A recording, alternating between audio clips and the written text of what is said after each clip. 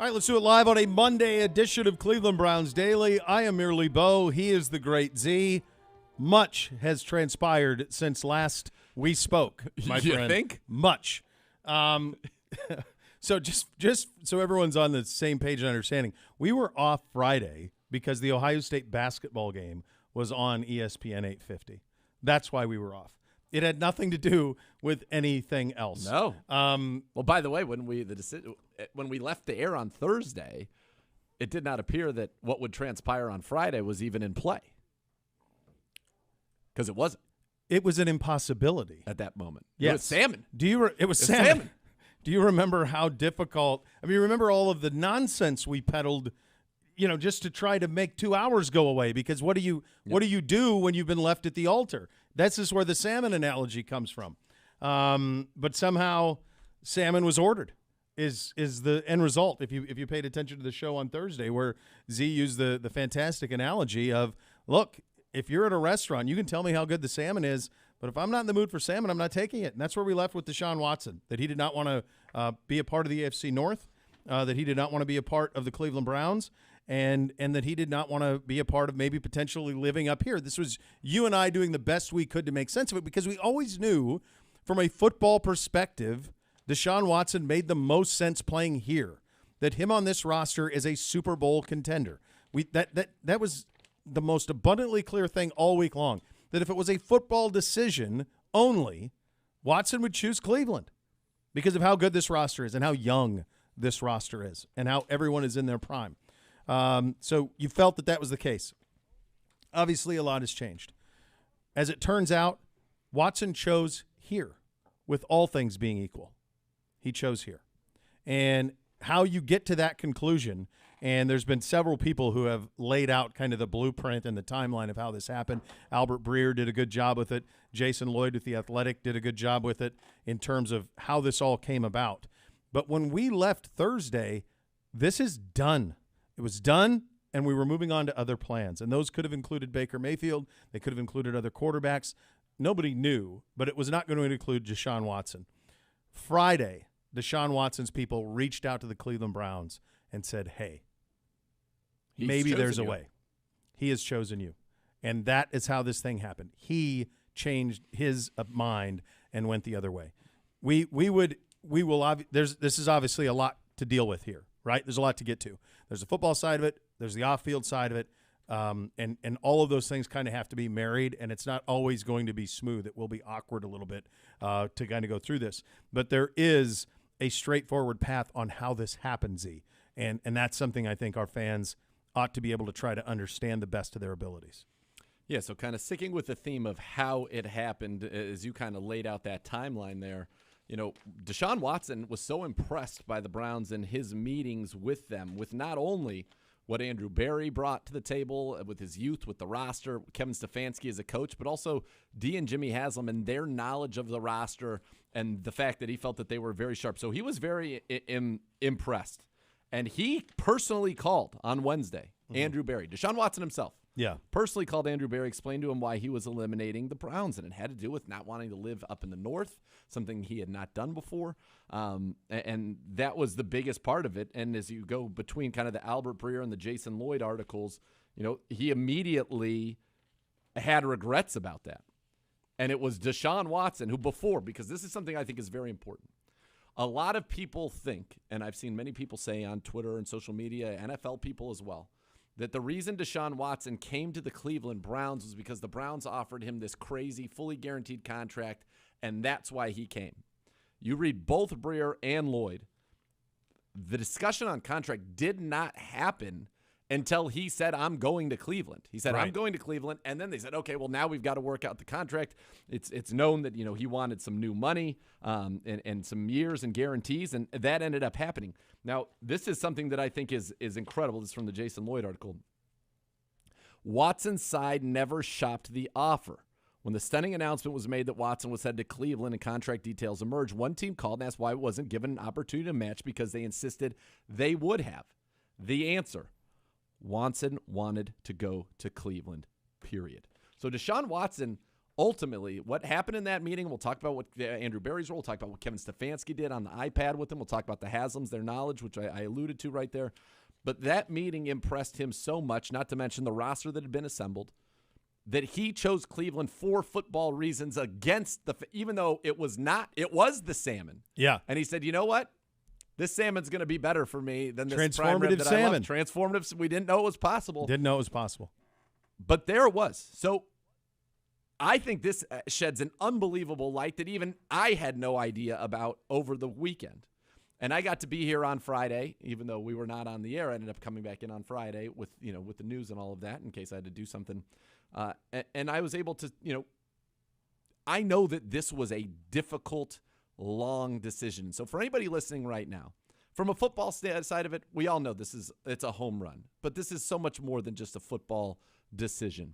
And the one thing I would want people to know is, one, I've known Andrew Berry for a very long time. I've known Paul DePodesta for a very long time. I've known the Haslams for basically a decade now. This was not a decision that it was arrived at lightly, and I think it's something to think about. We've all kind of gotten wind of the Browns pursuing Deshaun Watson on Tuesday of last week. Early last week. Yeah, So, I think Sunday even there were some whispers, watch out, Brown, but it was a week ago. It was early in the week. Okay, so when you think about the process. a week or 10 days. Right. I can tell you that for everybody involved in this to get comfortable with it, it took a long time. And I mean intense, serious vetting. And we're talking about independent people, independent lawyers as outlined in these articles. We're talking about talking to law enforcement, talking to the attorneys, some of the attorneys that Rusty Hardin used to vet Deshaun Watson before he decided he would take on the case. And we'll talk about that in a second. And these are in these articles as well. But this was, I don't think people should expect that, okay, well, everybody's just comfortable with this. Remember, the decision makers at the top of this organization, who I know would only bring people in that they felt 100% confident would be able to uphold the standard to which they want, especially when you're the quarterback. This isn't bringing in no, it's not. any other position, honestly. It's a one-of-one. Face of the franchise. Face of the franchise. And that trust is going to have to be earned by Deshaun Watson in this community at large. And for people who are upset about it and not there, I do not fault you at all. No. Like, this is a very triggering, very powerful, very serious subject. But what I will tell you is that I have come to learn, and certainly, as I said, some of this is outlined in these articles, but that this is something that the Browns took incredibly seriously. And when I mean the depths to which they went to vet these things out and to make sure that they got to a point where they were comfortable. And remember, we have a female owner, Dee Haslam, Whitney. We have females at the very, very top of this organization, throughout all layers of this organization, on the football side of this organization, that were involved in this. And this was not something that was made lightly without input or without people considering the ramifications of what it would be. And the only way it would happen is if they were 100% confident and comfortable in Deshaun Watson and in terms of who he is as a person and what will ultimately be, the outcome of everything that he's going through. Yes. And that this was something that did in fact not start last week, but has been since January in the works. Not necessarily Watson specifically, but that the due diligence is 2 months of due diligence. This isn't something that was done in 48 hours on a whim. There was great lengths taken to get to learn as much as possible about him, about Deshaun Watson as a person, about these allegations. I found it fascinating, and I know you're going to get into it, what Rusty Hardin would do to just take the case on. Rusty Hardin doesn't need to take cases. He's as successful as any defense attorney is in the country. He doesn't need to take cases. He's not going to take cases he's going to lose. And so he wasn't going to take that on. And the work that he did before taking him on was comprehensive. And this group, our group, looked into that at great length. So we'll start with, this is from Albert Breer. And again, I will read it as it was written by Albert Breer. According to a Brown source, by then they had done a lot of work in vetting Watson. Now, this started back in November because that's when you start to make your free agency and New Year plans. And let's not also forget that the Browns did extensive research on Deshaun Watson prior to the 2017 NFL draft because he was somebody that they had looked into quite a bit. They really ramped up their background research in January as their season ended. They had their security people and their lawyers on it. They also deployed private investigators to dig into the case against Watson and also his past going back to his time in high school and college.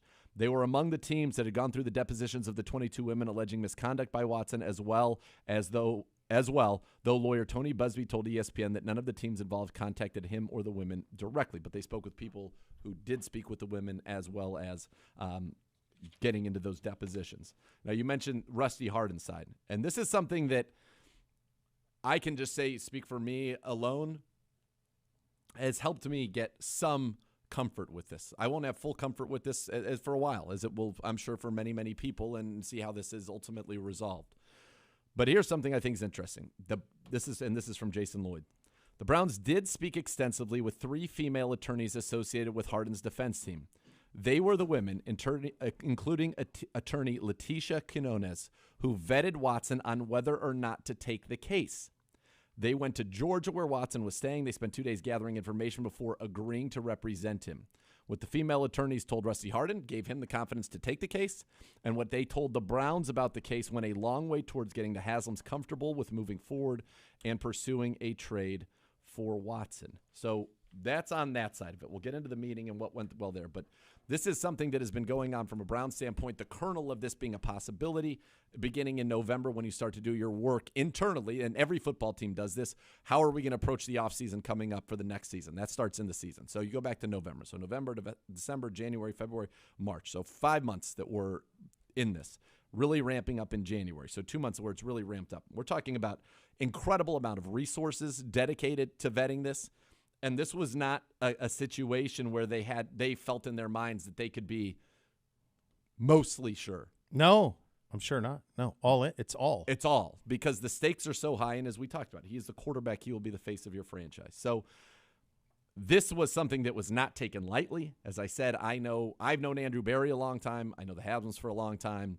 I know Paul DePodesta for a long time. Kevin Stefanski more recently, 2 years. But these are people that are very intelligent, very calm, very rational, and very committed to making sure that the culture of this organization aligns with what they believe that it should be.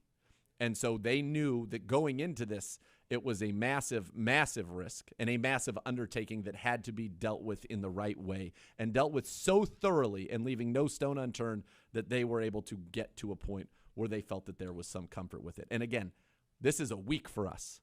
This is 5 months for them with private investigators, with lawyers, with law enforcement, with everybody that's been close to this case, and then independent people on behalf. So think about the time and the resources that were put in, just understanding if they thought this was a reasonable idea to pursue. Yeah. And they got to the point where the answer to that was yes. And now they still thought it wasn't going to happen anyway until Deshaun Watson called and said, no, I choose Cleveland, make it happen. Yeah, the people that you're discussing, and I mean, you think about Paul and Andrew and Kevin and the Haslams, I haven't had as much interaction with them, but the other 3, we used to get a decent share of it, and still do and I certainly won't pretend to know them as well as you, but from the when I think of those people, I think of human beings that are incredibly comprehensive and are incredibly diligent. You think about what Andrew Berry will do before he drafts a player. Yes. In the 4th round. This is a high stakes. This is the highest stakes. This is as high as stakes get in professional sports. Yes. You're handing over the keys to your franchise to someone.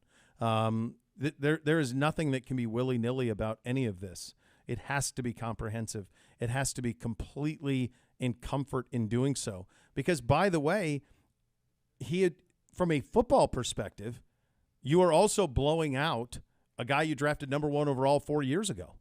So there's that part of it too, which we haven't even got to. 3 number 1 picks. And 3 1s, which they value at a very high level. Second time in NFL history. Right.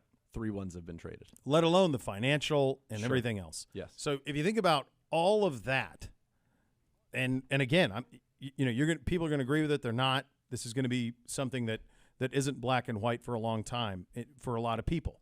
But what I would say absolutely is that nobody went into this with any way other than we had to be all in.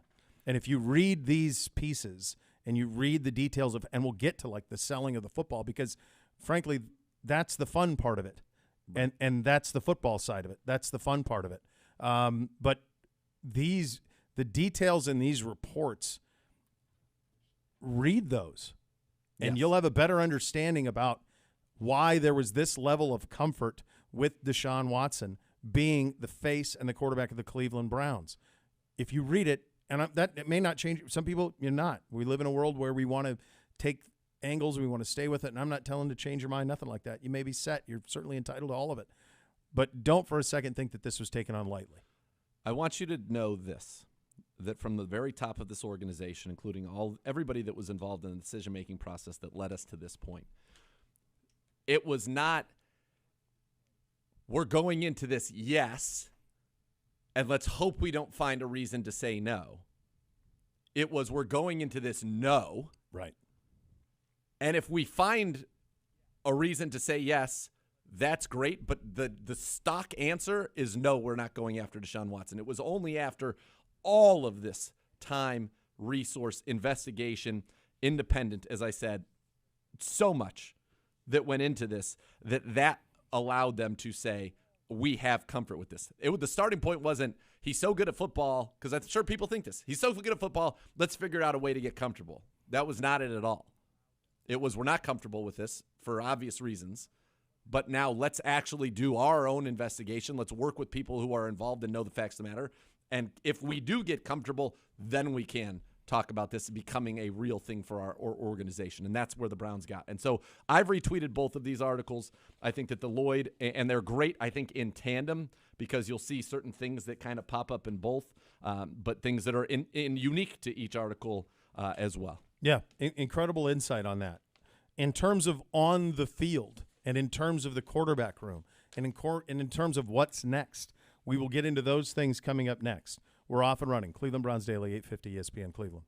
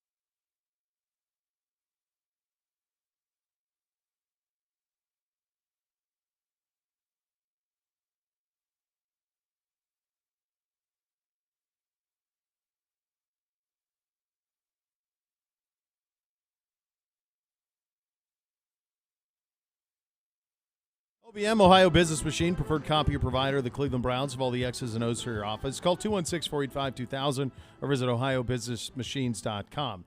So from a football perspective, you get a quarterback supernova. You get one of the 5 best players if you were redrafting the league. Talked about this last week. You redrafting the league before he sat out last year. He goes in the top 5. It's Mahomes, it's Herbert, it's Allen, it's him. Those 4 are going in some order. And so Deshaun Watson brings all of that.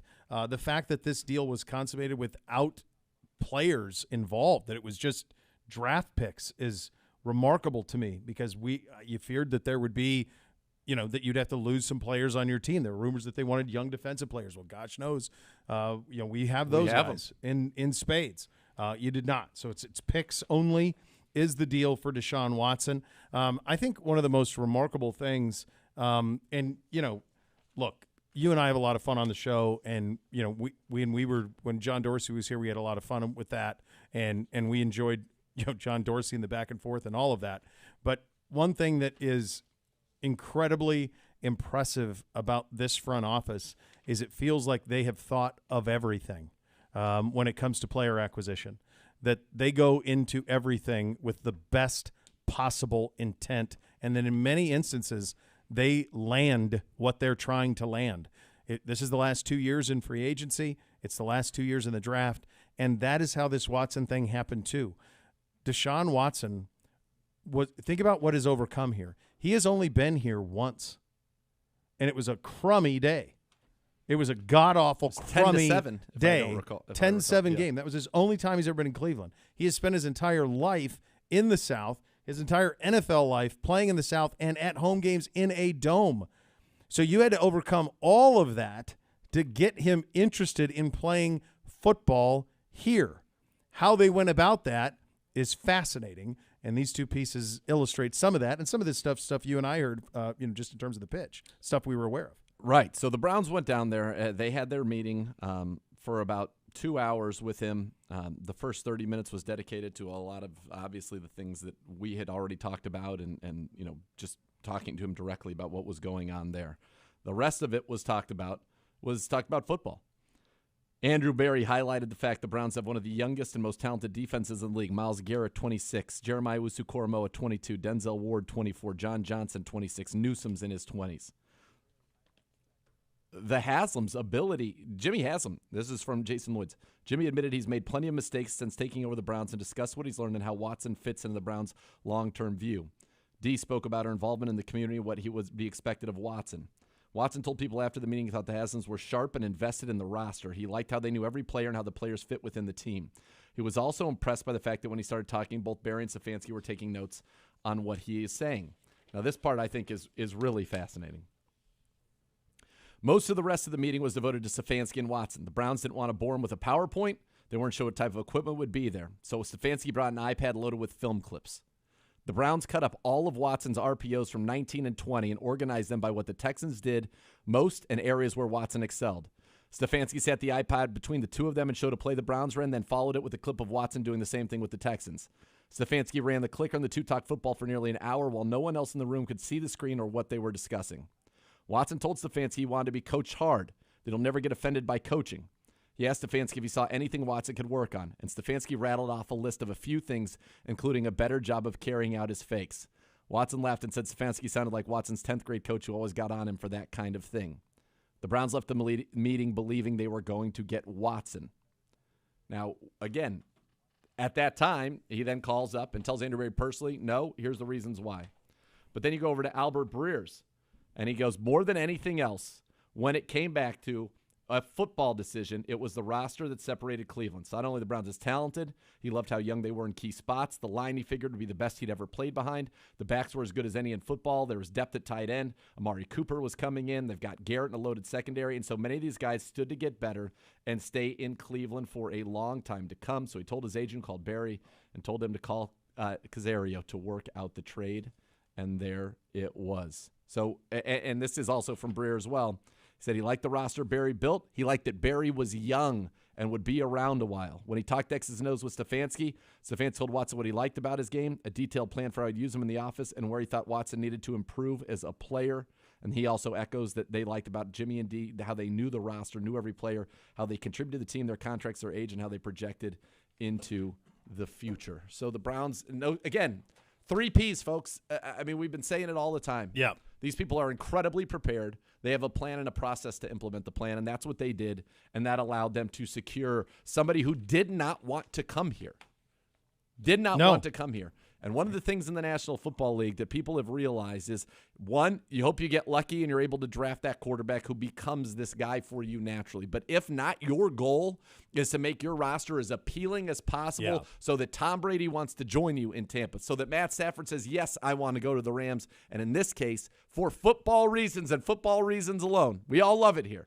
But you're not selling it as the number one destination. And when his only experience here was dreadful. Crummy. I was on the dreadful. sidelines. Yeah. Awful. He chose it because of football and because of the impressive nature of the presentation he got from the leadership of this organization. And there was a lot of narrative. Nobody will choose Cleveland. These guys are bozos. They've blown it.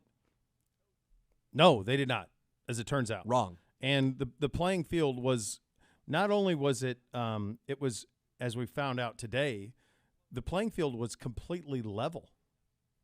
It was level. And if anything, it was tilted against you. Against you. There were preconceived notions about that you were going to have to get past. There was an experience here that he had from a football perspective that was awful. Isn't that one of those 3 straight games that were just dreadful? That was one of them, wasn't it? So one of those games, if my memory serves, that game was delayed a half hour or something like that. Wasn't there lightning or lightning and hail? Lightning and hail. That was the national anthem hurricane that basically came through. Right. Okay. Yeah. That's the game. So you got to sell him on that.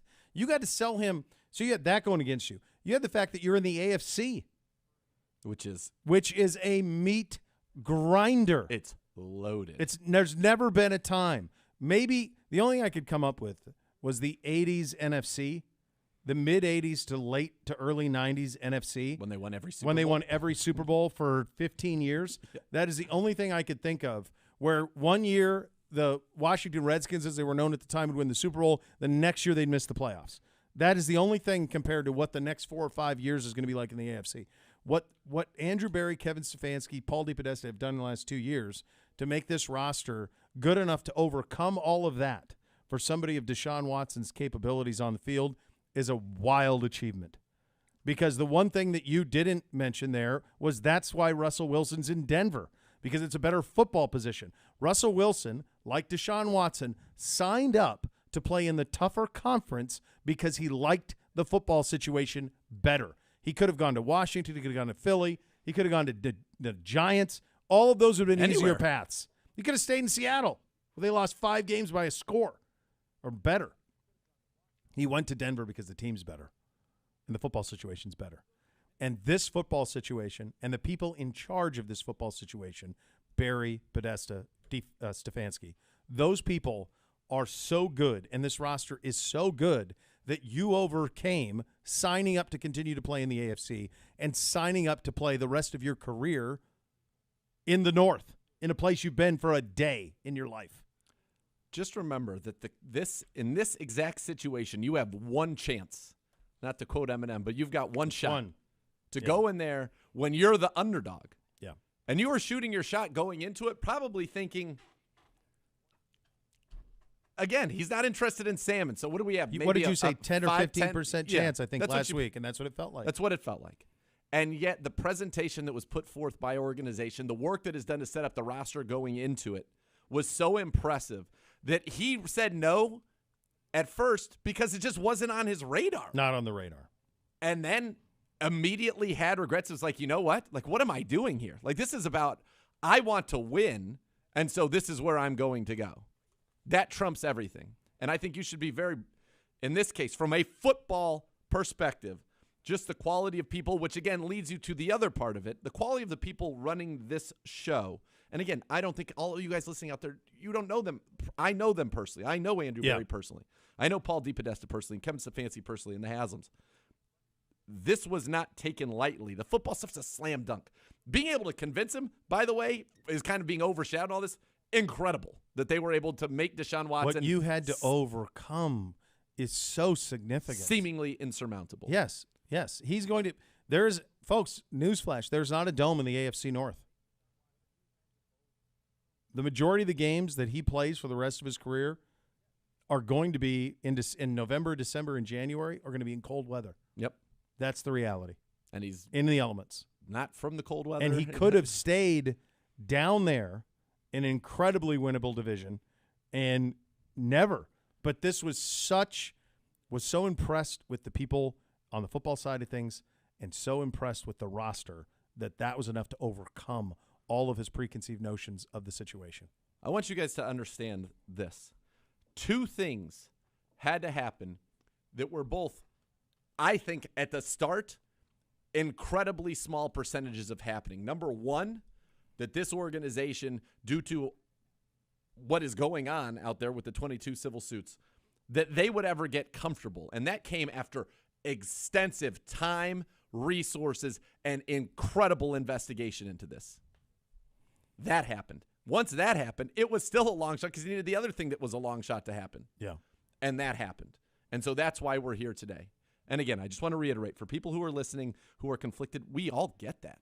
We're still conflicted. We've only been talking about this for a week, but we understand that the people who are in the positions to make these decisions have been in this a lot longer, and I have full trust in them to have vetted this out the way that it goes. And if you go and read these 2 articles, you'll feel at least better about the process that led them to their conclusion.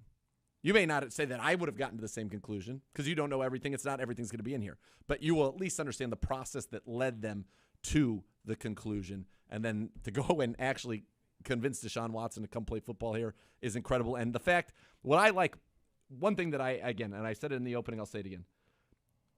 This wasn't that the Browns just said, we're going to come up with some contract and that's how we're going to win this. He chose the Browns before they ever talked contract. And I do think that that's important. I think that's an important note. Yeah, well said. It didn't stop there. As the quarterback room evolved throughout the weekend, Jacoby Brissett coming in here, Case Keenum being sent to Buffalo in exchange for a 7th-round pick. Of course, we still have the part of Baker Mayfield currently on this roster.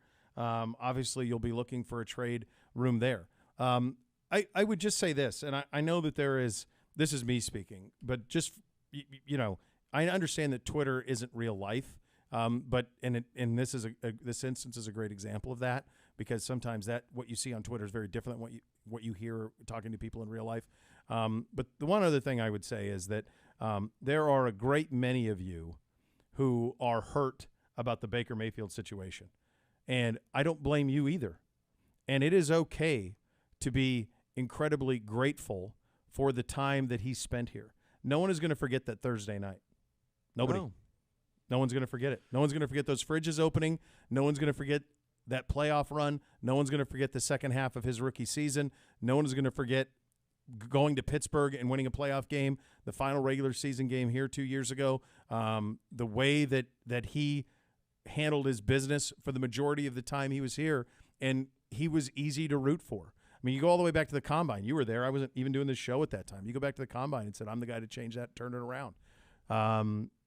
Thank you for that, and thank you for your contributions and all of those things. Yeah, he did do that. He did turn it around, and that's a part of this too. That's why when you think about the last 72 hours or so, you wish you could sit here and just put a nice bow on it and say, here's the facts, here's where it is, and away we go moving forward. But it's layer upon layer upon layer. And the reality is and then this is the one thing, and you can listen to it or not, but this is the listening to what you have to say, being here in the building. What I would say is that every single one of these things were weighed to great lengths and taken into consideration. And none of it was done haphazardly. None of it. No. Not a single part of it was. And none of it has been easy. No, this is all really hard. This is very hard. It is very stressful. You're dealing with monstrous decisions at the most important position in your organization. Not only, this would have been maybe not as hard if it was pure football, but because it is not pure football, and as you mentioned, Baker comes in, we win a playoff game for the first time in a quarter century. Yeah. Baker comes in and he has that swagger that makes people think, man, Cleveland's cool again. It's cool to be here. This team's got a chance. This team's got some fight. They're not a joke anymore. And it was up and down just like everything is. But, yeah, that certainly cannot be overlooked. And now there are reports that it is imminent that Matt Ryan will be traded from the Falcons to the Colts. Now, we know that when a trade was requested by Baker Mayfield, it was the first thing that was said, or that he preferred to go to the Colts. That looks to be out of the equation. So we don't know what's going to even happen on that front, but that is something that still needs to be resolved. And I think once that's resolved, there are other moves to come. I mean, we've heard, already Will Fuller wants to come play with Deshaun Watson, and there have been reports there are mutual interest there. Jarvis Landry was going to go to Atlanta if Deshaun Watson had gone to Atlanta, and so there are reports that he wants to come back, and there's mutual interest there. Clowney now, mutual interest again. So there are a lot of dominoes still to fall here, but there's been so much that has gone on. And, like I said, this will be my 10th season. I've gone through a lot with this organization. I mean, my first, go back, Johnny, 0-16, all of this. And then these last 72 hours, though, I think are now 96 hours, have been for sure the craziest in my time here. I think that I've said this to you before off air, but I think a great deal of why, other than you're just a hell of a nice guy, but that you are so adored by this fan base is you are, in my estimation, you are the personification of the fan base in the building. That's to me, what you are. And your zest for life and positivity is one that this fan base, they love that about you, as they should. And I think that's what makes you special, and I think that's the connective tissue you have with the fan base. So when we're talking about all of stuff, that the folks out there who adore you the way that you deserve to be, hear it in your voice all of this has been about, and that the layer upon layer upon layer of this isn't something that we had. When we acquired Odell Beckham Jr. and we did an emergency podcast, and it was the number one podcast in sports. It was like a top 10 podcast in the world the day we did that. And this one is this. There's a lot to this. We're certainly very well aware that. I mean, there are kids in this town named Baker. Like you're well aware of that. I mean, I got a half dozen Baker Mayfield jerseys in my house. Same. With the boys. So there's a complicated part of that. But it's a difficult decision to say, hey, we've invested all of this in this player, and now we're going to do this. But it's a difficult decision that was done with an incredible amount of data, an incredible amount of thought, an incredible amount of investigation, everything that was done here was done very deliberately over months. And that's how you get to where you get. And I understand that if you're out there, you're torn you can be torn. Take the off field, just from a football perspective, you can be torn. Sure. Because of the affection you may have for Baker Mayfield, for the time that he was here. I get it. I understand it. I'll never get my oldest going his rookie year. Baker is for Halloween. Put the little beard on him, the whole thing. There's probably hundreds of you out there that did that. Who's your sons did that. So I get it. We get it. Trust us. We get it. There's a lot to it. And that's how you get to the situation you're at. In terms of what's going to happen going forward, Adam Schefter was on RBS this morning. We'll play some of that stuff for you.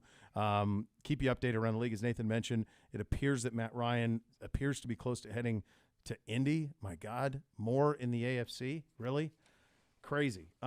We will get to all of that, keep you up to speed on where we are in the NFL. You listen to Cleveland Browns Daily on 850 ESPN Cleveland.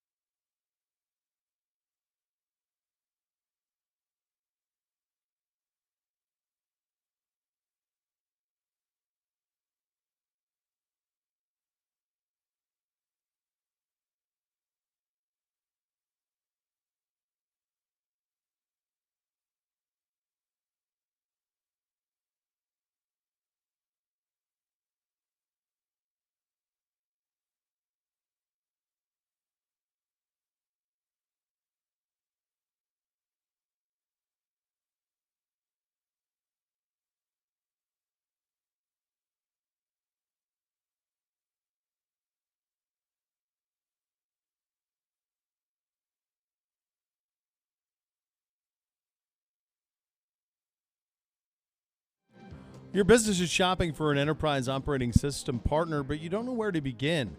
Beau Bishop here for my friends at EOX Vantage. Their data scientists are also business operations experts. Your EOX Vantage team not only builds and installs your system, they act as your ongoing tech support. So you're hiring a continuous improvement and support system. EOX Vantage is not tied to any single brand of hardware or software, so you're getting a truly customized, purpose-built solution along with a partner that answers only to you. And EOX Vantage does not outsource. All the operational expertise, proprietary solutions, tech, and support come from one unified partner. See how companies have profited from hiring one fully objective operating systems partner at EOXVantage.com. All right, this just in. Breaking news. The Falcons are trading quarterback Matt Ryan to the Indianapolis Colts in exchange for a 2022 third-round pick. Yeah. It's crazy. That is a repercussion of the pursuit of Watson from the Falcons' standpoint. If they don't pursue Watson, Matt Ryan stays in Atlanta. Instead, Matt Ryan says, hey, you don't want me? Fine. But he kept it quiet. He was waited till it's finished. Handled it very well. And then moved on his business. And by the way, Matt Ryan won an MVP and led him to an NFC championship and on the cusp of a Super Bowl. Yes. And was there over a decade. And all of those things. And so Ryan moves on. And this now speaks to an organization, from their standpoint, that you now have no path forward at quarterback. None. I mean, you took Kyle Pitts last year when they had all those quarterbacks in the draft, and they picked Pitts, what, fourth? Fourth. They could Right. have Fields. Fields, Jones, both were available at that time. You could have gone in either direction, and everybody down there wanted Fields because you're a Georgia kid. It's been a rough week for Kyle Pitts. It has, yeah. Twitter think about his bombed. tweets. Yeah. Backfiring, and now he doesn't have Matty Ice. No, he does not. So that NFC South is a bunch of no one know. I mean, I don't even know. The only thing I would think potentially there, maybe Mariota lands there because Arthur Smith would have been in Tennessee when Mariota was there, and so that at least a familiarity in system that maybe Mariota could land in Atlanta and play there. From the Saints' perspective, I assume Winston is how that goes back. But we'll see. Carolina, I guess, is going to Darnold. I don't know. Right now it's Tom Brady and a bunch of and dudes. 3 question marks. 3 question marks, yeah. Yeah. I mean, it's – When you go through, and I'll just do it really quickly because it's unfortunately not or fortunately, it's not that hard to do. You go through the quarterbacks of the NFC. In the West, now you've got Lance, Drew Lock, as it is today. yeah. Lance, Drew Lock, Matt Stafford, Kyler Murray. In the North, you've got Cousins, Goff, Rodgers, and Goff, Rodgers, and Fields. Justin Fields with the Bears. In the South, you have Brady and 3 question marks. Yep. And then in the East, you have Dak, Daniel Jones, Jalen Hurts, and Wentz. and Carson Wentz. Again, welcome back. Okay. Not exactly a murderer's row going on in the NFC at the quarterback position. In the AFC West, now we've got Mahomes, Herbert, Russ, and Carr. In the North, And Devontae Adams with Carr, mind you. and Hunter Renfrow and Darren Waller. Yeah. Like, they're actually not that bad. Well, no, I would say not. They got Devontae Adams to go with those guys. They should be able to score the football. Right. In the North, you've got Watson, you've got Burrow, you've got Lamar Jackson, who was the MVP of the league, and then you'd still has a question mark, but it's Mitch Trubisky. Mitch Trubisky. It's going to be All Mitch, right, Mitch Trubisky. AFC South, we've got Davis Mills, we've got Trevor Lawrence, we've got now Matt Ryan, Yep. and Ryan Tannehill. And All of a sudden, Tannehill. that's not like Nope. terrible. By the way, Lawrence was considered the surest thing at quarterback since Luck. And Upon by the draft. way, upon the article that has just come out, We'll get to that. We'll Yeah. get to that. Yeah. It's amazing that he's even like, It's everything I told you. it's worse. Did I not say it word for word? We knew it wasn't going to You- work. But no. But I said it upon hiring. Do you remember what I said? It's a disaster. No. I said I would Unmitigated. not be surprised if he has not watched a single down of NFL yes. football Well, that in a yeah. decade. There's so many questions I have. We'll get to that in a second. All right. And then in the AFC East, just wrapping it up, you have Josh Allen, you've got Mac Jones, you've got Zach Wilson, and you've got Tua or Teddy. So but I mean, you're talking of the best quarterbacks in the NFL, period. Yeah. You've got all but 3 are in your conference, and you've got 1, 2, 3, 4, 5, 6, 7, 8 9. I mean, 9 in the AFC out of 16 teams. Like there are more. 8 of the 16 teams in the AFC legitimately have like megastar franchise quarterbacks in their prime, all in their mid-20s, with the exception of Wilson. Yes, Who's 33. right. So everybody else is in their mid-20s. Mahomes, Herbert, flat out prime. Some even Watson, haven't even Burrow, hit it yet. Yep. Trevor Lawrence. Some haven't even hit their prime. Some of them aren't even. Usually you hit your prime as a quarterback between 28, 25, 26 to 32 is your absolute prime. If you're Tom Brady, your prime lasts for 2 decades. But you get the idea. Like most of these guys aren't even there yet. No. They're not even there from your prime. I honestly thought before this Watson, before it happened, you were out and Gibby and I were talking, and I said, I almost wonder, like if you can't land, if you're in a position, and we're speaking from our vantage point, but could easily have been speaking from Indianapolis's vantage point or anybody else who felt like they didn't have somebody good enough. And this is how good enough is defined now in the AFC. This was so well put on your end. You have to be able to throw when everybody knows you're going to throw. That's what good enough in the AFC is now. Not when we can trick you, not when we can set it up because we have great play action, a great run game, and the best offensive line. No. You have to be able to go in 3 and 4 wide and throw the ball down a score and a half and try to go get 2 scores in the fourth quarter. And if you can't do that, then take your ball and go home. It doesn't matter. Because you can't play. You're not relevant. Not in the AFC. So I actually, if the pursuit of Watson was going to be something, or Wilson, or whoever, like if you weren't able to get one of those guys, Watson, Rodgers, Wilson, that level, the elite of the elite, if you couldn't get one of those guys, like we wondered, like would it almost be smart to go the other way and just to put all the resources into the defense and just try to zag and just try to run it, ball control, because there was no other path. You were not going to keep up with what you just did, how you were constructed. You weren't. Not with the passing game the way the passing game had been. No. It had to be something that was elite, that could strike at a moment's notice, that had an ability to make you defend every blade of grass. We could not do that last year. On the football field this year, we'll be able to. And that's the minimum requirement. Guess what, buddy? Did you see what the Cincinnati Bengals did in the last week? Yeah. 2 of the best guards in football they signed in the free La'el agency. They got Collins. La'el Collins over the weekend. Yeah. Who said, you don't have to worry about your backside, Joe. I got that. No, I'm your protector. It's an arms race. This is the SEC. The AFC is the SEC of Von Miller to Buffalo. Matt Ryan. Khalil Mack to the Chargers. Devontae Adams to the Raiders. Like, when's it end? Matt Ryan went from being Brady, Rodgers, Stafford, Kyler, and then it's the next quarterback in the NFC, or Dak. There's only one quarterback in the NFC. Dak is on the edge of it, but Kyler is the only one that's in his early to mid 20s. But I'm saying that's for like, sure. I mean, Rodgers is 38. Brady is 45. I'm saying even just for this season, Matt Ryan just went from being the 5th, maybe 5th best quarterback in his conference to 10th at best. At best. Yeah. And the fact that Matt Ryan's the 10th best quarterback in a conference means your conference is pretty stacked at the quarterback position. Yeah. Yep. By the way, Marcus Mariota expected to go to the Falcons. I believe I had that. I believe you had that just a few moments ago. Yeah. I mean, that just made all the sense in the world that that would be the move there, and that the familiarity with Arthur Smith would be a very, very big part of that. All right, coming up in the second hour of the program, you're going to hear RBS, in some of the out clips with Adam Schefter on RBS, get you updated where we are in the league and all of this other stuff. We've alluded to some of this, but just everything that's happened in the league. I mean, we talk about arms race like it's Robert Woods going to Tennessee. Like, really? Like you can't go to an NFC. And that's a little thing, but Robert Woods, when healthy, is elite, and he ends up in the AFC. Yep. Juju stays in the AFC. Yep. I mentioned Collins, Adams, AFC, NFC to AFC. It's nuts what's happened. We will reset the table on all of that. You'll hear those Schefter bites from RBS at the top of the hour. You listen to Cleveland Browns Daily on 850 ESPN Cleveland.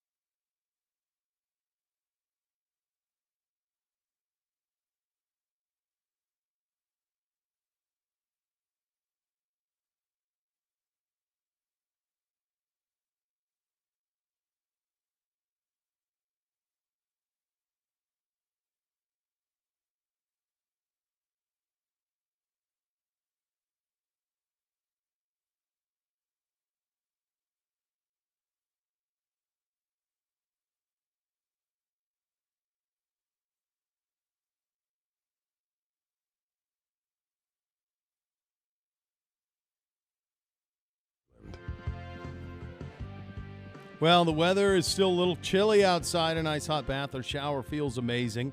And you could transform your bathroom into a custom bath. It'll feel like a spa. Let the Bath Authority make it a reality for you at a fraction of the cost of the competitors. The Bath Authority is Cleveland's premier bath and shower remodeler, expert factory-trained installers. Largest selection of bath projects. They're all made in the United States, guys. You can change your bathroom from outdated to outstanding. They'll do it for you in about a day, in and out of your house in about a day.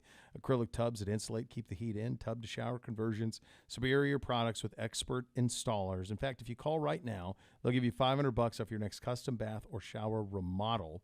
I encourage you to give them a call at 216-220-8399, or you can find more information out at thebathauthority.com. Remember, $500 right now at the Bath Authority. As we go around the league, and what a weekend. I mean, there's so much going on. Separated even from our acquisition. And we even have more news that we haven't even talked about. There's more still there, yeah, in terms of on our own roster. Yes. So we have those things too, but around the league, and I alluded to some of this in the last segment a little bit when we were talking about the AFC and the strength of the conference. The Bengals had one objective this offseason. It was to get better up front. They got better up front in a very, very big way. Added the two guards last week, two of the better guards, certainly the two best guards available in free agency. And then they had Lael Collins over the weekend to a 3-year, $30 million deal is the deal on Collins. He is a LSU product. He is from Baton Rouge. His current offensive line coach was his offensive line coach in Dallas. And so that was a big part of the connection in him going to Cincinnati. Was that part of it as well. Is that the whack job offensive core or the offensive line coach that was like going on the field in week 18? Do you remember that? He wore. Oh, it's the same guy who was their offensive line coach last year. I forget the last name. Then yes, he was halfway on the field. Every other play. I mean. Total at one point in the booth, like the term lunatic was used. Like, well, maybe he won't have to do that because they've improved their offensive line. Yeah, I mean, this guy was literally running out to the number. Yes. Frank Polak. This is the sure. Yes, sure. Frank Polak. Yes, I knew the first name was Frank. That's the only part I knew. Frank the Tank is what you. I mean, he's a of a man. Big dude. Yeah.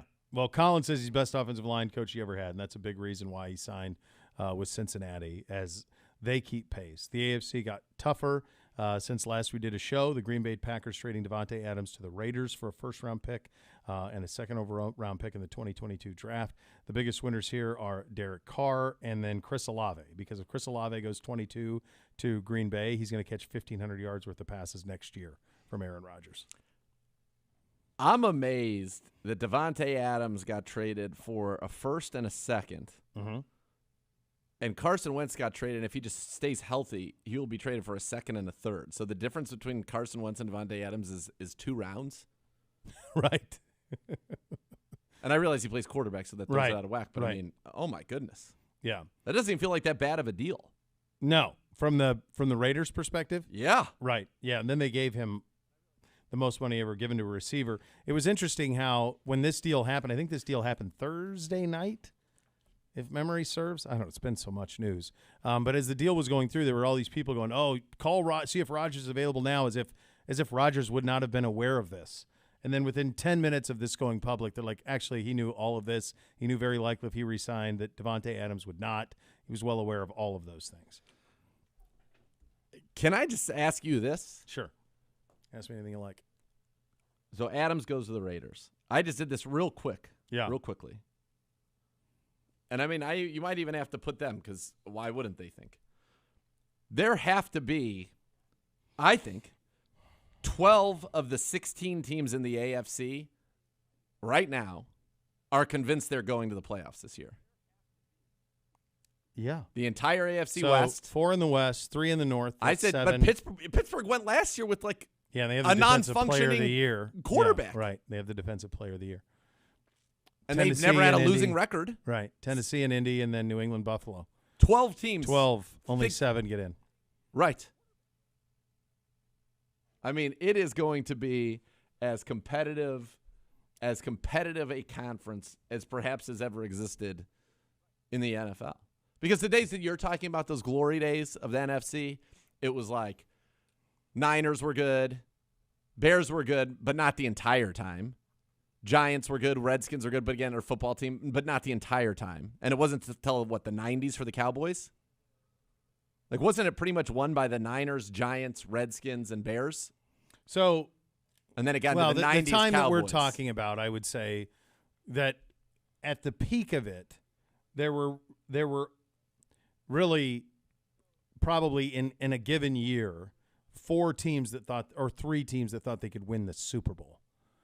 Okay. I think there probably were a bunch. Like, so I guess it would rotate. Like, the years we're talking. So the Raiders win it in, 83? And then the AFC doesn't win it again until Elway in 97-ish? Yep.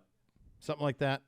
Okay. When they beat the Packers? Yes. So that entire string is all NFC. So that's the Bears get 1. The Niners get like 4 in that time. The Cowboys get 3 in that time. Giants get 2 in that time. Redskins get 3 in that time, right? Yeah. Because they won it 3. Yeah. But I would say that, to your point, there was a stretch where it was, okay, Bears or Giants or Niners, like 84, 85, 80. Like the Bears were only really 84, 85, 86. Yeah. The Niners were a The constant. whole decade. They were through the whole Through way, the 90s, all the really, way through, yeah. And then it was like, okay, Niners, Redskins, Giants. Now, the Eagles probably thought they were a contender with Randall Cunningham and Reggie White and that defense, but they weren't on the level. They never even got the Rams probably thought they were close with the Jim Everett, Eric Dickerson. They probably thought they were close. From their vantage point, they thought they were a playoff team, but they weren't on that level. No. And then the Cowboys passed the Giants and became Early 90s. Giants, Redskins, 49ers. Then the Redskins fell off, and it was very clearly Cowboys, Niners. Yeah. Until 95. Yeah. So, and then the Packers came on the scene. But you're right. Here's the other thing that's even worse, I think, than what you just did. How many of those teams think they're Super Bowl contenders? I think 8. So I think the 3 in the AFC West, Yeah. 3 in the AFC North. Yeah. I think Tennessee and New England, or Buffalo. Yeah. 8. All think that they can win the Super Bowl. That's 8. There aren't even 7 playoff spots. There are 7 playoff spots. Correct. So that's the difference, is that we've never had it like this. You've never had this type of imbalance in one conference. It's never happened. If you were to disband the league and have a fantasy draft, the majority of the first 2 rounds, it feels like, majority, not all. I mean, there are tons of people you're still going to draft Rod, whatever, and Darren Donald. But the majority of the picks early are going to be coming from the AFC. If you are doing a fantasy draft and you are taking age into account, it's real heavy AFC. I mean, the top 10 is going to be... It's going to be all quarterbacks. Yep. The only one from the NFC that would have a chance to break in would be Kyler. Yeah, in the top 10. Yeah, for yes. sure. Everybody else would be the AFC because Lawrence would go in the top 10. So, I mean, yeah, if you factor in age and you're redrafting the league fantasy, they're all AFC. It's just I don't recall a time like it ever. I'm trying to think of just even imbalance. There was a certain stretch in the NBA in the 2010s and early 2010s when it felt like, well, it was before LeBron went to Miami. So really the 2000s, before the 2010s, where it was like, okay, who's winning the West? That team winning the championship. Like Detroit won 1, but other than that, it was Lakers and Spurs. It was like, who's winning the Western Conference? Okay, that team's going to win the title. There was that. Yeah. And there were other teams that probably felt like, like that Timberwolves team that had Garnett and Sam Cassell, and like that team probably felt like they were the 1 seed. They lost to the Lakers. They were the 1 seed. They probably felt like they were close. There's a couple, but really it was whoever's coming to the West was going to win it. Yep. You remember that sacrificial lamb Cavs team that played the Spurs and were LeBron's first time in it? It wasn't until LeBron went to Miami that changed the balance of it, but it was all West. So that's the best I can do, and I don't even know if that does this. I don't think there's ever been a case where there are 8 teams that say, yeah, we can win the Super Bowl, and only 7 make the playoffs. It's wild. I mean, it is wild. Yeah. It's not even at the top end, too. It was like I was also mentioning the Robert Woods. So Woods goes to the Titans. He wanted to play in Nashville, and reportedly we were in on Woods. but he ends up going to Nashville. So then he goes to them, makes them tougher. Juju, who in the 2 years where he's played 16 games is 1,000 yards. Yep. And now he's going to go play with Mahomes. Yep. And Tyreek Hill and Kelsey. I don't know. That's pretty good, right? It is pretty good. So the list of it is really, really quite extraordinary. Darius Leonard, by the way, already recruiting Julio Jones to join Matt Ryan in Indy. That would be wild. Yeah. To see them there. This is what it's just. You look at it. It is incredible. It's an incredible situation, and you know the wild thing is, and I don't know how many people even know this or even have paid attention. We actually got younger at quarterback. Right. Yeah, I don't know that people, if you think of it that way, because Deshaun was in the league Before. Yeah, right. Got younger. And obviously with the addition of Watson and Brissett in the quarterback room, just offensively, schematically, you think about an ability to move the pocket and the type of threats you're going to be able to put on the perimeter of a defense. It's extraordinary what that's going to be like going forward. And for AB continuing to put this roster, Anthony Walker back in the fold. He Instagrammed an image of him with his locker that had the number 5. Changing to number 5. Speaking of, got to say hello to him earlier Nice. today. He was in the building with his old teammate, Jacoby Brissett.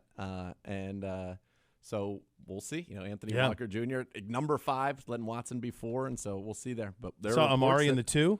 Amari, and we only had Anthony Walker in the single digits, right? Right. I mean, and that From a was player interesting standpoint. because there was always that we weren't going to give anybody a single last year Yeah. going into camp because we thought the fight for 7 would be pretty Immense. intense by the time that sorts Turns itself out out. not. Well, now But who who knows? knows? It might be off to this year. You figure out how those Do you are think we're go. going to – I wonder if we'll get more of those, the single digits. Yeah, I would think. I mean, Amari's wearing 2, so that would be But he's a new guy. Like, I wonder if we'll allow somebody to switch. Yes. Well, Walker was new, Walker was new, and Deshaun is new. but we wouldn't let the rookies wear singles That's last what I'm year saying. because I'm sure Jeremiah wanted to wear a single. I'm sure Newsom wanted to wear a single. Yeah, And so Ellis Grant. right. But I wonder if singles will only be reserved for free agents at this point. Yeah, that'll be interesting how you decide how that's going to work. But yeah, That's a more fun thing to talk about. Anyway. yeah, It'll be it is. interesting. Very much is. Elk and Elk Serious Lawyers, serious injuries. Call 1-800-ELK Ohio for a free case review. Elk and Elk's a proud partner of your Cleveland Browns. We will pay off on the tees. You'll hear from Adam Schefter from RBS on how the Watson deal got done, what the suspension could theoretically look like. We'll get into all of that coming up next. You'll see Cleveland Browns Daily on 850 ESPN Cleveland.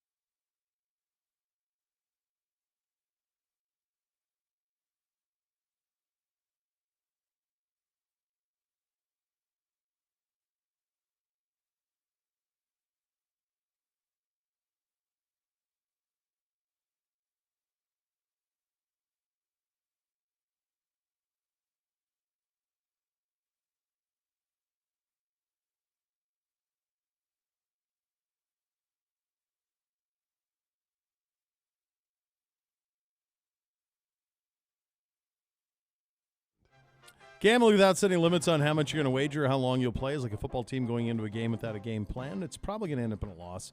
So always set limits before you bet. Get more tips like this at keepitfunohio.com. So Adam Schefter was on RBS this morning discussing how the Watson situation was how it happened, how it got done. By the way, and Nathan and I spent the first hour of the show talking about kind of the ins and outs of this and at great detail. And every time we talk about this, we're not going to have to continue to revisit that. But we went through this at great length. Please, if you're just yes. joining, please listen because you'll get a pretty good feel about how this all happened. And we use the Albert Breer and the Jason Lloyd pieces because there's a lot of information in there that I think would be valuable to Browns fans out there trying to get, as Bootsy would say, the real truth on how this entire situation went down and how it happened. So Adam Schefter was on RBS this morning. Here was Schefter on how Friday unfolded with Watson and the Browns. It was surprising, very surprising. And, again, you knew the decision was coming. You knew it was close. It seemed like the teams were dropping. I also will tell you that during the course of that day, it seemed like to me something was off. Like the Browns were eliminated Thursday morning. The Panthers were eliminated Thursday night. It's Friday morning. It's Friday afternoon. It's like, what's going on here, right? I mean, what? Where's the answer? And what's it going to be? And everybody's waiting. And so, the longer those things go on, the more chance there usually is for a curveball. That's what I've learned. And, I'm talking to the teams involved, and they're waiting, and they don't know anything. And I'm thinking, this is weird. This is just weird. And then it turned out to be what it was, Cleveland. All right, Schefter on RBS this morning talking about how long he believes the Browns have been courting and looking into Watson. Look, they were pursuing Watson, I think, since the season ended. Behind closed doors, making inquiries, doing their diligence, doing what they had to do to kind of pave the way for the decision that the Browns got on Friday. So it wasn't like this materialized all of a sudden in the last week or two. Right. I mean, they had been kind of doing what they had to do, like I said, I would say since January, if not earlier, January that I know about. So it had gone on for a while. And in the end, it worked out for them. Yeah, and as we found out, in the Breer and Lloyd pieces, initial probably goes November when you start your free agency period, and that's when you started saying, all right, if this is an avenue that we're going to pursue to better ourselves, as we told you. And listen, and this is one of those things, I want you guys to understand this. This is an incredibly, incredibly thorough but incredibly tight-lipped group running our organization, okay? Oh, gosh. I mean, as tight-lipped as it gets. So in many ways, I was talking with actually somebody else in the company. They're like, you knew this all. I know Andrew Berry. I've been around him for a long time as I see him walking by right there, the general manager of the Cleveland Browns. But so in some ways I kind of know his worldview and kind of things that would seem to make sense, but he is as tight-lipped as it gets. I mean, literally the most. But this is a team that's going to, when we told you, what was the priority this offseason? Improve the passing game.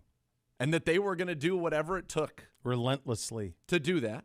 Strive to pursue. And all of a sudden, we've got Amari Cooper and Deshaun Watson here. So the first year, it was offensive line. Next second year was defense. This year was passing game. Guess what? In terms of their number one objective, they've hit it all three off seasons. Now, where it's going to get tough going forward is you're going to need Chris Cooper with the salary cap, and you're going to have to end up being judicious because now we don't have the benefit of having a quarterback on a rookie deal. So we've got a high-priced, very, very good quarterback. Now that's great because now you don't have to worry about that for a long, long, long, long time. But there are going to be new challenges presented. Yes. Which are, I think, welcomed challenges for the Cleveland Browns. And this is what winning teams have to deal with. This is what Kansas City deals with every year. And you're dealing with this. And the great quarterbacks should elevate the players around them. Yes. Yeah. And the great quarterbacks are ones that other players want to play for at a discount.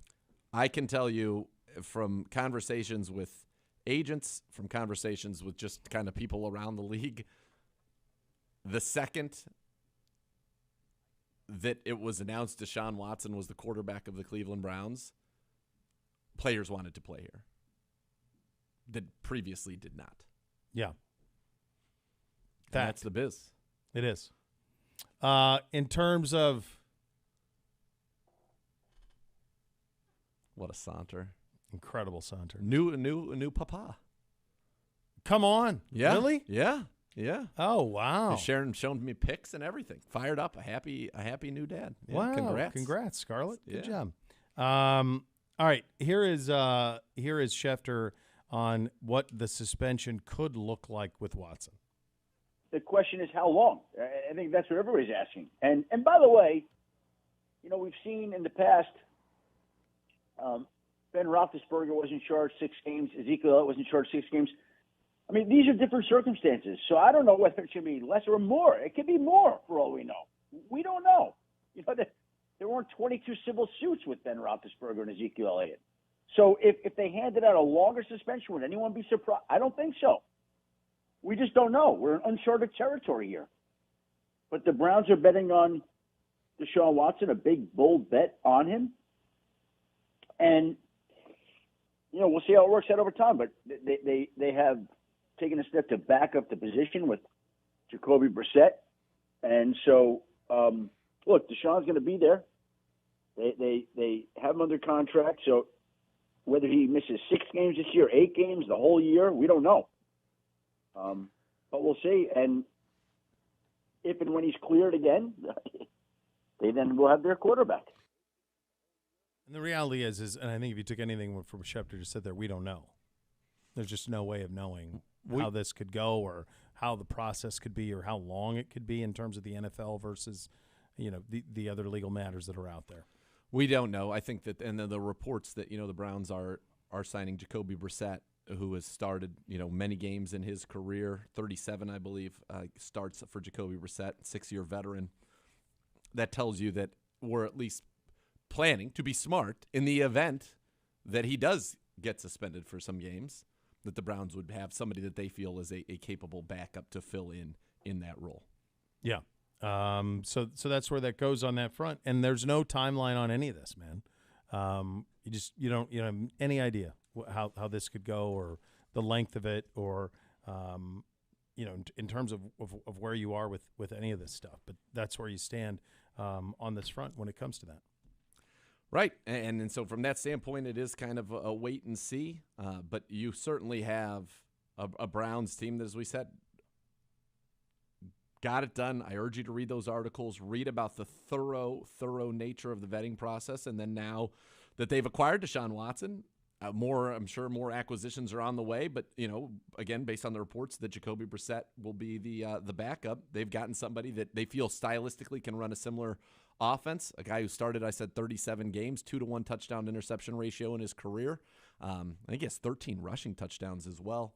So he actually is one of the best sneaking quarterbacks in the league. He was used in many short-yarded situations a year ago with the Dolphins. So I think that the Browns are just putting themselves in position to make the run, not knowing, with dealing with that unknown of just how many times, how many games, if any, will Deshaun Watson miss. Yep.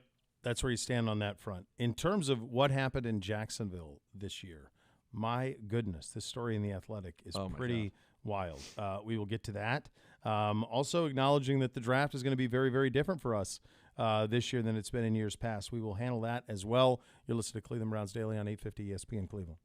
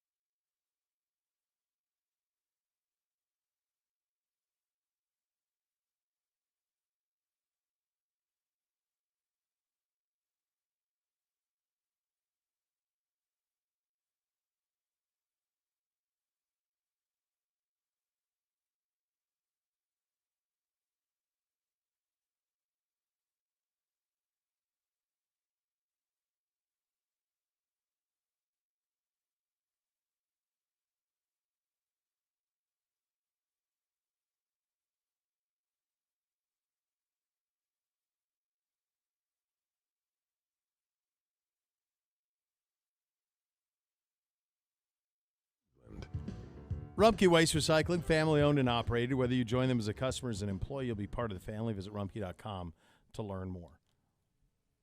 What do you go ahead, Gibby. You have something? You Well, clicked on like quarterback you were ready. news. Go ahead. Hit me.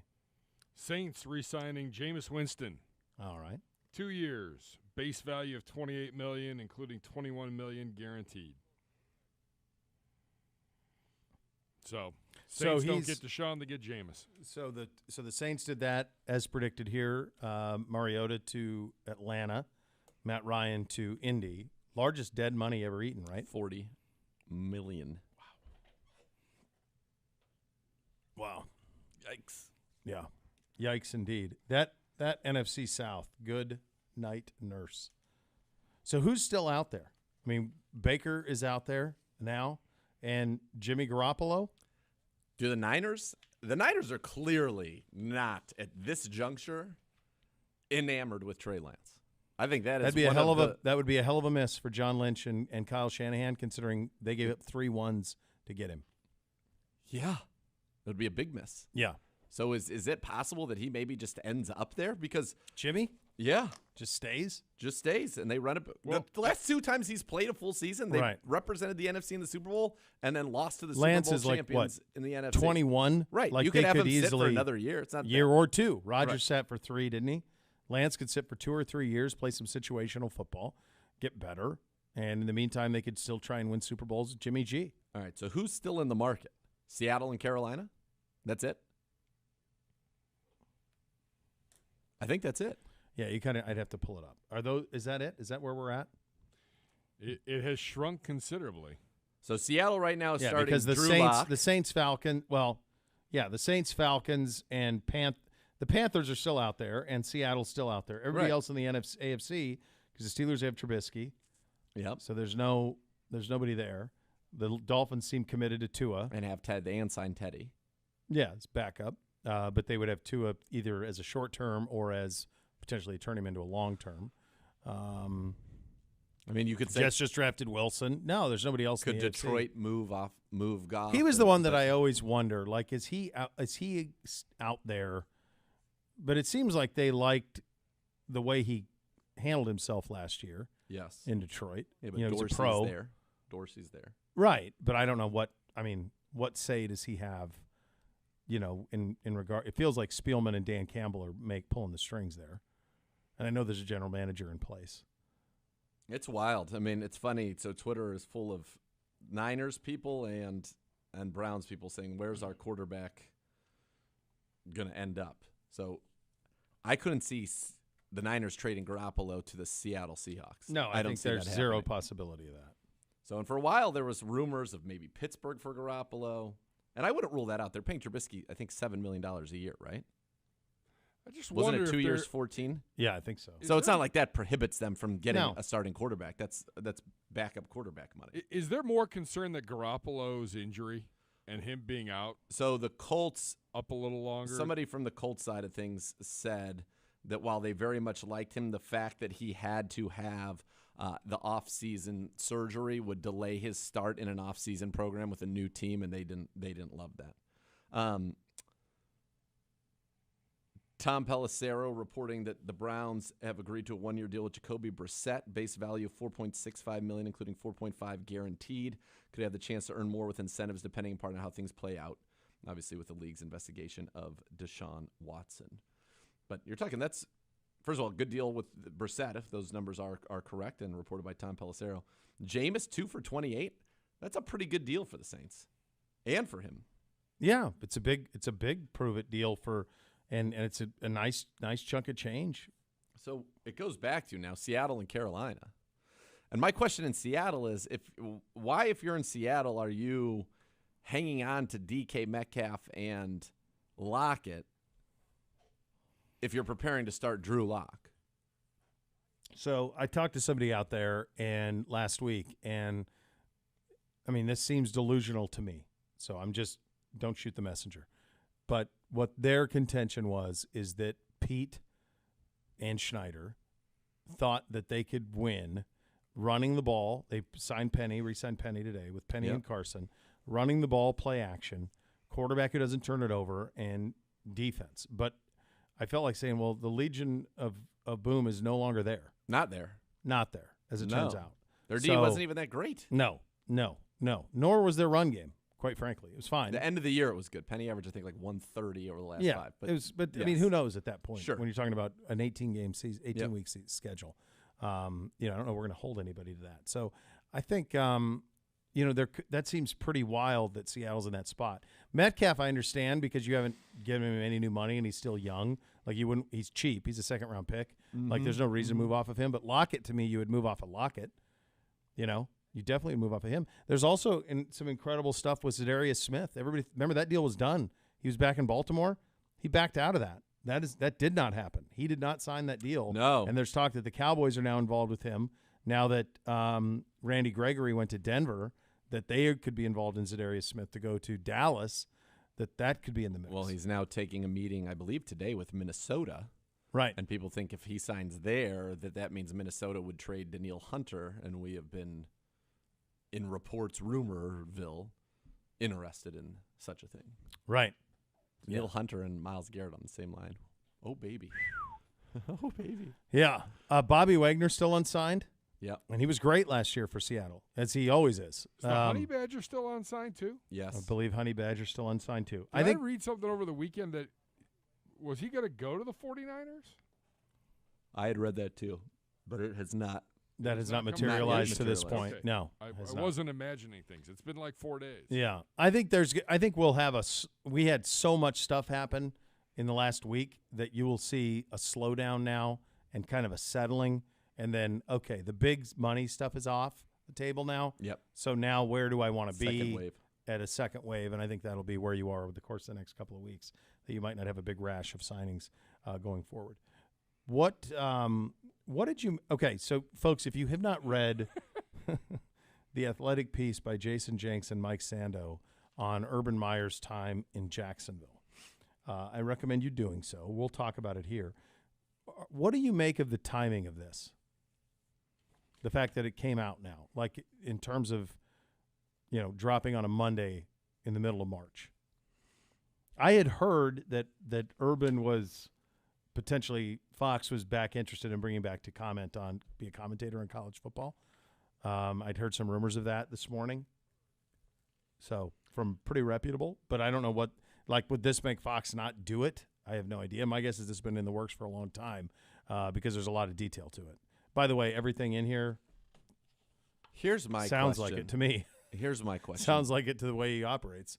This is where my head went, and I know that even though I spent a great many years in Columbus, I still think you're better equipped to answer this question than I am. If this is the way that he talked to and treated professional athletes, who have contracts to play the game, and professional coaches, whose lives were not actually necessarily in the palm of his hand. How did he treat kids at college programs? I believe he treated them exactly the same way. So that would be really scary. Yeah. But at the same time, he sent a lot of guys to the league, and they've had a ton of success. Yeah, but he owns them. In college, he owned them. Before free transfer, before name, image, and likeness, he owned them. I am your path to the NFL. Do as I say or be gone. That's it. I mean, and he delivered the result. The reason it worked in college is because what choice do they have? None. Zero. He controlled their future, right? And he had a class system at Ohio State too, in terms of how he treated the best players differently than he treated the middle and bottom players. There was certainly Ezekiel Elliott was being treated very different than at the time Mike Weber, very, very different. And there's some most real of bad those stuff guys in here, though. Oh, it's awful. You have them under your thumb for 3 years. I think the most remarkable thing about this, and I'm pretty sure I said it on this show, was, there were a lot of things about this that I pegged, having been around him as much as you've told me you were in Columbus, that the only way this was going to work is if he was willing to change. So he had to be willing to change fundamentally how he went about his business.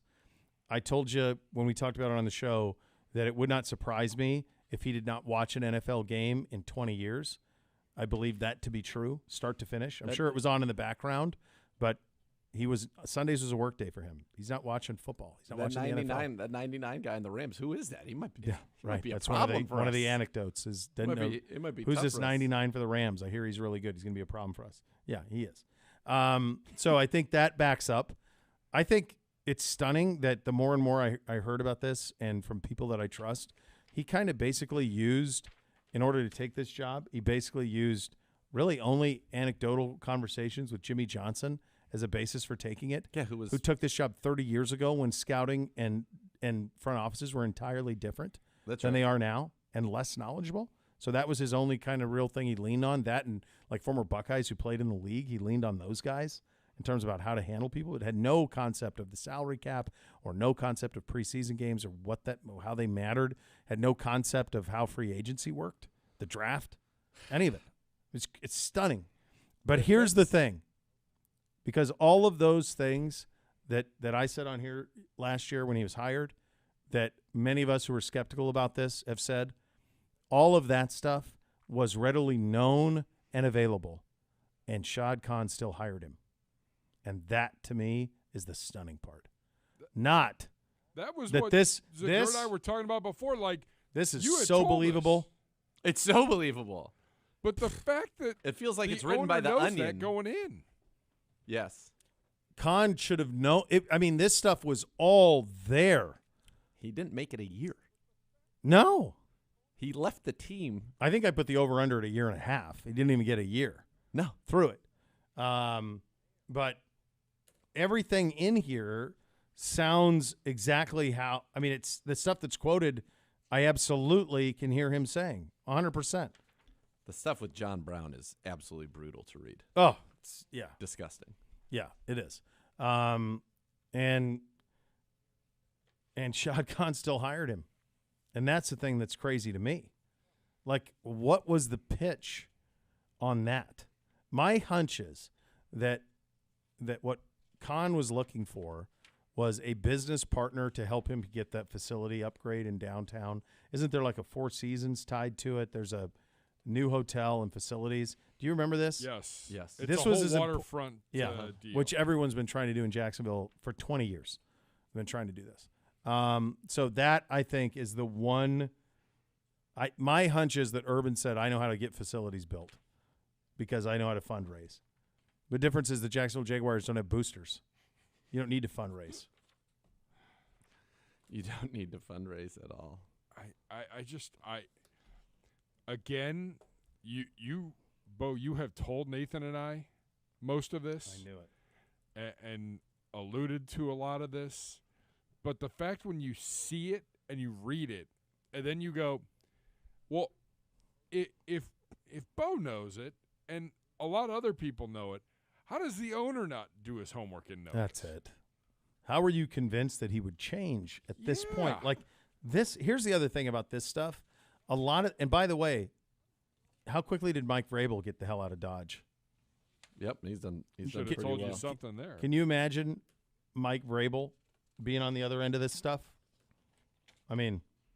Google Urban Meyer, Mike Vrabel, and then in context of this story, and you wonder how that happened, right? How quickly that was gone. This stuff is very effective and has been for years. And this is, honestly, this is the blueprint for college football for probably half a century. The majority of the best do this. This doesn't fly now in college football because they have free transfer and name, image, and likeness. Doesn't fly now. Nope. But it did forever. Because if little Bootsy wants to transfer from Ohio State in the old days, he has to be granted his release, and he has to sit an entire year out. Yep. Out. Mm-hmm. Not now. Not now. Go live. He can go live. Transfer somewhere else. Gone. Out of it. It's crazy to read it, but it's not at all. None of it is surprising. Did you read, obviously, the made-up thing by PFT commenter? No, I missed it. So he makes it look like he screenshotted from this article, and I've gone through the article. That's why I kept going through this 5 times while you're talking right now to Make sure. because it sounds awful believable. but it's so great for PFT commentator. While most players adopted an attitude of minding their own business as Meyer's behavior grew more bizarre, it grew harder to ignore some of his unusual actions. For instance, Meyer insisted that Tim Tebow have free reign of the facility and practice field long after he had been cut. Weekly Tebow Tuesday theme days were mandatory, where every player in practice donned Tebow's professional number 85, while coach would wear his tactical jean shorts and patrol the field on his NFL-branded scooter screaming, "Get some," at injured players. And the funny thing is, it's close enough to the weirdness that's in here that it is actually believable, but it's just PFT commenter just good job out of him. Having a field day, as he always does. Very good job out of him. Still so much more to come. You listen to Cleveland Browns Daily on 850 ESPN Cleveland.